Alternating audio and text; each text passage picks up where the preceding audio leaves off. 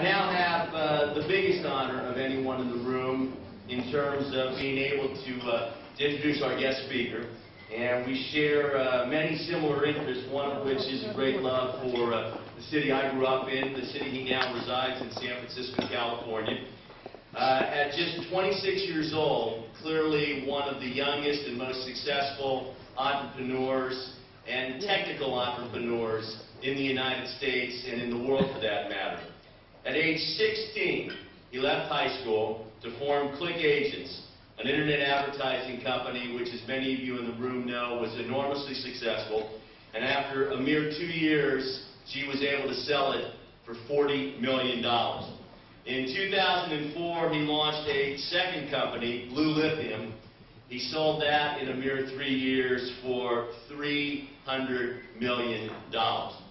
He's living proof that no matter how humble one's beginnings, no matter how many obstacles one has run into along the way, far beyond mere speed bumps, there's no limit to what a motivated individual who is willing to reach out to others and work with others can do. Currently, he is featured on the new philanthropic reality show, a very exciting concept, The Secret Millionaire. He's recently appeared on Oprah, been profiled in the New York Times, Entrepreneur Magazine, the paper I once worked for as a kid at Stanford, the San Francisco Chronicle, which has to this day a green sports pages, although they've kind of just made the logo green now. He completed his memoir, The Dream, which was globally released on October 23rd. And the reason I didn't do Chrissy's full name, remember I've done Russian hockey games, so I can kind of easily get through these. And if you can't do it real well, you rush through the name very quickly. I didn't have Chrissy's last name or married name, so I went with Taylor. But it's my pleasure to introduce a guy I already consider a friend because we're on the similar wavelength, I hope, of helping charities that really deserve it. Gurbaksh Chahal. G?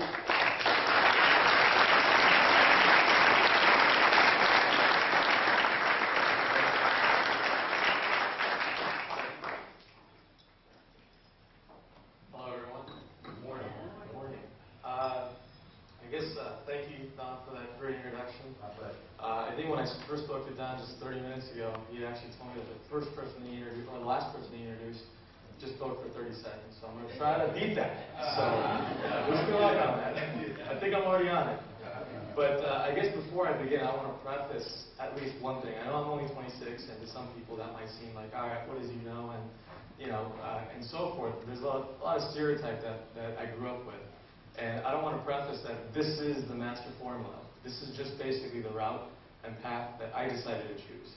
And while I probably would have stayed in school and probably went the doctor or the MBA route, I'm sure I probably would have learned a lot that would have stopped me from making a lot of mistakes. But I think that this is kind of a story where you take the blinders off. When you're 16, you don't have the concept of fear, and you just go with your heart and you go with your passion. So before I go into the kind of the key lessons that I wrote in my book, which you guys can buy, by the way. Cover's right here. Amazon.com, if you can't find it in the bookstore. But I wanted to tell you a little bit about my upbringing, as far as kind of how I got to be where I am today, at least from starting with my childhood. I was born in July 17, 1982, in India, in a town called Hyderabad, which is not a city per se. It's really a town-village type thing. And at that time I was born, there was a lot of terrorist attacks that were going on in Punjab. And my father, who was a very ambitious guy, he basically said, this is not where I want to raise my family. He was trying to look for that American dream. And that immigrant dream, 20 years ago was America. And, so as ambitious as he was to get out of India, he actually applied for a lottery system in India and applied for a visa, and several months later actually got accepted, partly due to the fact that my mother was also a nurse and there was a shortage of nurses in America. So 1985 they come, and I basically come a year later, and I'm actually Sikh by religion, and what that means is one of the commonalities of it is that most religious Sikh families actually wear a turban. So my father came, had an English degree, struggled. His first job was being a security officer, making $3.35 an hour. My mother, who was a director of nursing at a major city hospital in India. Started off as an orderly, so bottom of the food chain. They didn't mind. For them, it was more or less about just coming to America, creating the foundation, and then bringing us back here. So when I came here when I was 4 years old, I was lucky that my schooling and my education was really based on the American society, the culture, the language, etc. was all new to me and was the first into me. And I actually faced a lot of social adaptation and adversity, partly due to the fact that, hey, I'm wearing a turban, I'm the only one wearing a turban, and I'm in East Side San Jose, which is basically the projects of San Jose that nobody's really proud of, and here I am trying to go ahead and grow up, try to define myself, try to make my parents proud because I'm being groomed to be the doctor in the family. Went that route. And, a lot of people, at least from the stories I heard in the media, and I just want to touch on this real quick point, is that, when children especially, face a lot of adversity, what they immediately do is basically close themselves up. And that was an option for me. And what I kind of looked at was like, okay, that's an option for me, but here's an opportunity for me to go ahead and actually take all this negative energy and make it a strength. Deal with the cards you got and move forward with them. And that's kind of what I did, and became an independent person at a very young age, and kind of defined my character as an adult, also at a young age. So, partly, as my relationship with my father is, he's a very traditional Indian person, so we're not very emotional men. So in terms of the closeness and the relationship I had with him was starting off when I was 14 or 15 years old, and this is basically when the internet was starting off. So in 1995, the internet was born. In 1996, every internet company went public, and the billionaires were created, and the millionaires were created, and my dad, who was a postal employee, started day trading. So here I was, 10 years ago looking at Barney, and 14, 15, started watching CNBC with them. And the more I looked at CNBC, the more I looked at all that was going on, I was just intrigued by, like, how are these guys making so much money? How are these people able to start a company in a year or two and just take it public and just become so rich? And then I looked at my parents and said, it took them, they're still struggling. They're still trying to go ahead and achieve that middle class dream. And I kind of said that, this is fascinating to me. So I started helping my father out. And long and behold, he was making more money as a day trader than he was as a postal employee. And, obviously, good things come to an end. And October 97, the market crashed. So as the market crashed, he had a lot of money on margin, and basically the entire life savings of the family were obliterated overnight. So as that happened, the entire family basically went into survival mode. And what that means is, my siblings went on and tried to go ahead and take, do second jobs. My brother became a newspaper route, and here I was, a 15-year-old, saying, all right, what can I do? Still got to go to high school. So I remember my first job interview. It's the only job interview I ever had. It was at McDonald's.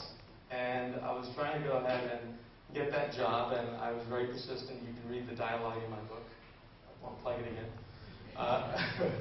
But it didn't work out. And partly it was probably because the way I looked or whatever it may be, but it didn't work out. But what I kind of started doing was, all right, what can I do individually as a person? What do I know about the internet? What do I know what's going on with the entire emergence of it? So I looked at this company called DoubleClick, and it's actually a company that we didn't buy a stock in, but when it went public, it was worth $300 million. And then at its peak, it was worth $15 billion. And it was only 3 years old. So I kind of said, wow, this is fascinating. What in the world are these guys doing? And the more and more I looked at it, they were basically doing brand advertising. And they were introducing that idea. And, basically, what I went from there is I started researching what is this online advertising market? What are the changes happening in it?